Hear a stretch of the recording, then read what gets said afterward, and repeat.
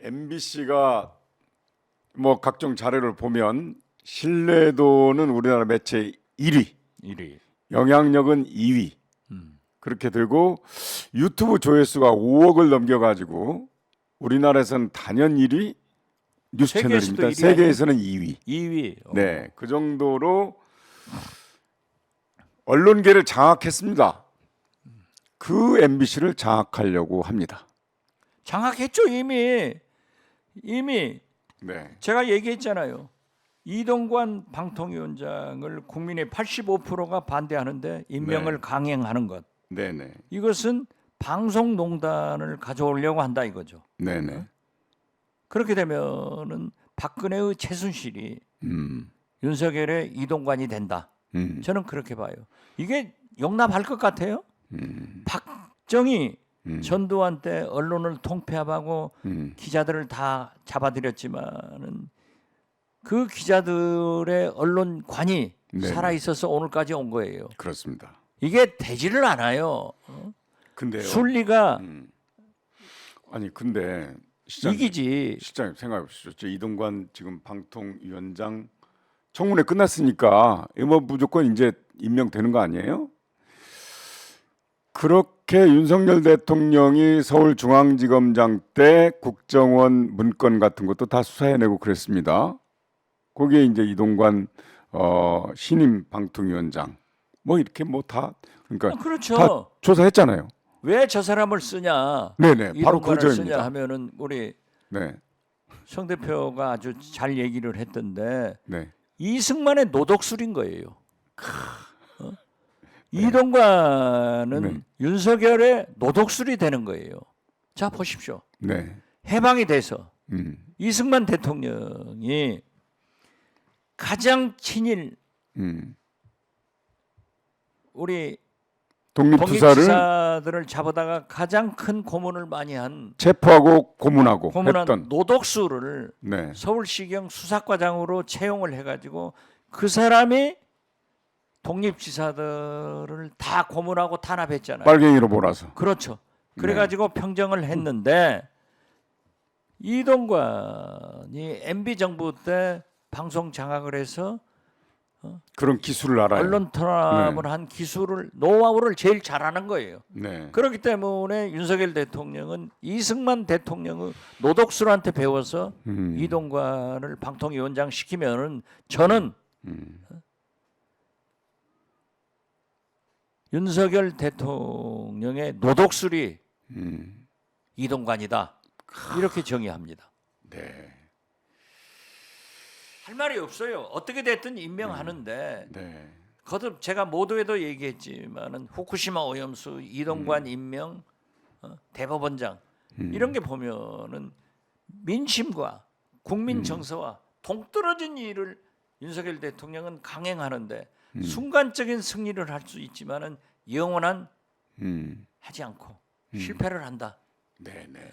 저는 그렇게 봐요. 그래서 이제 일부에서는 왜 그러면 이동관 씨를 이제 방통위원장으로 임명할 것인가에 대한 그건 노독술 대답은- 같이 하려고 한다니까요. 우선 당장은 내년 총선을 위해서, 아, 장기적으로는 공영방송을 훼손해서 영향력을 그게- 이렇게들 하더라고요. 그게 국민이 안 돼요. 네. 우리 용납하지 않는다.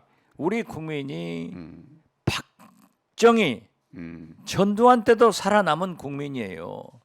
우리 기자들이 박정희 전두환 때도 저항해서 살아남은 사람들이에요. 지금도 보세요. 이부영 이런 분들이 얼마나 저항을 하고 있는지.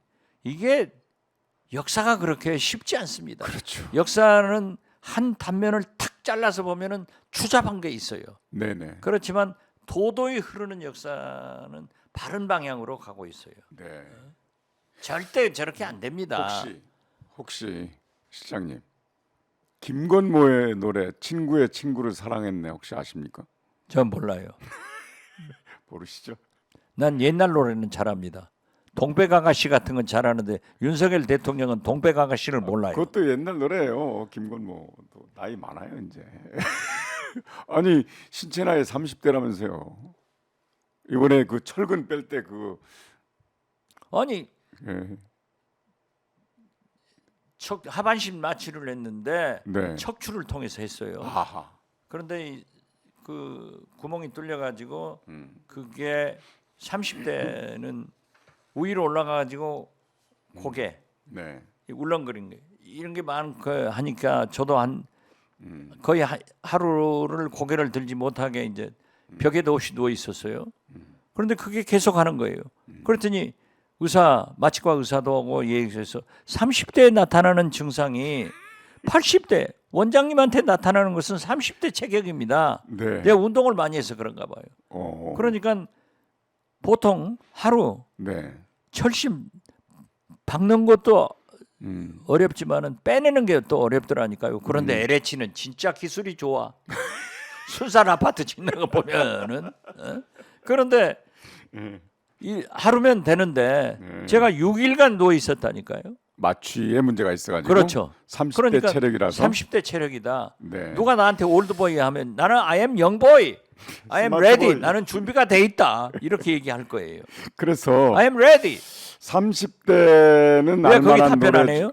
아니 내가 youngboy, I am ready. 준비된 사람 아니에요? 그 저 차용하지 마세요. 김대중 대통령이 준비된 대통령이라고.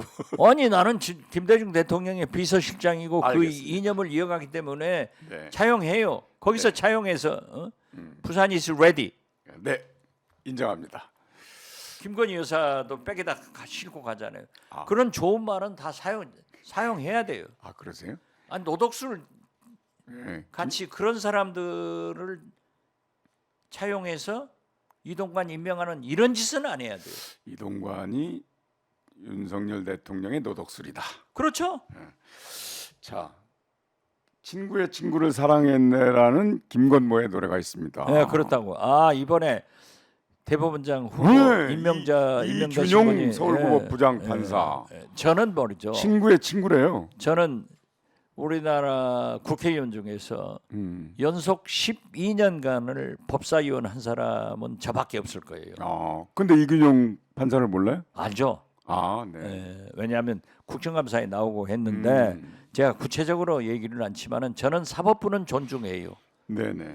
그렇지만은 친구의 친구 있을 수 있는 거 아니에요? 서울법대 서울법대 뭐 1년 후배이기도 예, 하고요. 이균용 판사가 아마 국회에서 그런 것 같은데 친구의 친구라고 그랬다고 합니다. 친구의 친구를 사랑한 거죠. 아니 예. 저도요 네. 윤석열 대통령하고 친하다니까요. 잘 알아요. 에이, 윤석열 대통령이 내 신세를 졌지 나는 윤석열 대통령한테 신세 진 거 없어요.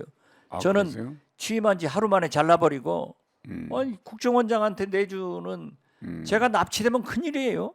그 경호원 차 다 가져가 버리더라고요. 그렇지만 1년 동안은 경호원 차 그렇죠. 이렇게 돼 있잖아요.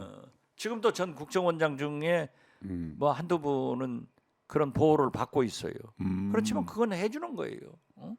이번에 국가의 기밀을 보호하기 그렇죠. 위해서 제가 납치되면은 이 나라 넘어져요. 목적이 박지원 전 국정원장님을 보호하기 위해서가 아니라 우리나라의 극비상을 보호하기 위해서. 그러니까 삼성전자나 대기업들이 네. CEO 지낸 뭐 이사 지낸 이런 사람들을 3년간 고문을 주잖아요. 네네. 근데 내가 국정원장 가서 보니까 알겠더라고요. 네네.